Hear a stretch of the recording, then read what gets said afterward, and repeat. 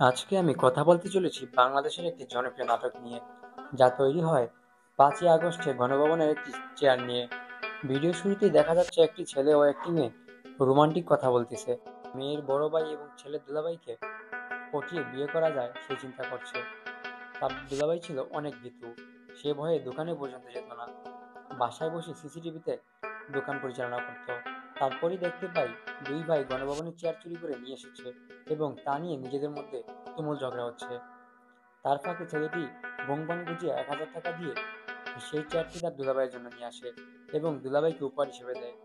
দুলাভাইও মহাখুশি, সে চিন্তা করে দুলাভাইকে এই চেয়ারটি উপহার দিয়ে তার বোনকে যদি বিয়েতে রাজি করানো যায়। সেই চেয়ারে বসলো, তখনই তার ভিতরে অন্যরকম একটা পাওয়ার চলে আসলো।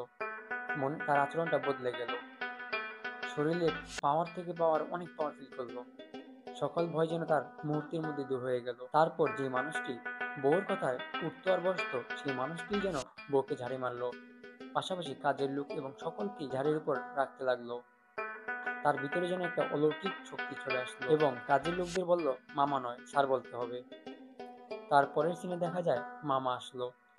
মামাকে দেখেও যেন সে ভয় না পেয়ে বরঞ্চ পায়ের উপর পা তুলে রাখলো, মামা যেন কিছুই না। তারপর তার মামা তার দিকে বন্দুক তাক করলো, ভয়ে যেন তার প্যান্ট ভিজে গেল। এবারে যাত্রায় তার বউ তাকে বাঁচিয়ে নিল। দারোয়ান এই চেয়ারটি পেল, নিচে নিয়ে গেল।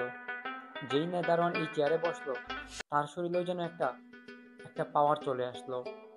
মালিকের সামনে সে সিগারেট ধরালো এবং পায়ের উপর পা তুলে খেতে লাগলো। পরিশেষে আমরা এই নাটকটি থেকে সেটাই বুঝতে পারি, ক্ষমতার চেয়ার যেই বসুক না কেন সেই রাক্ষস হয়ে ওঠে। ধন্যবাদ।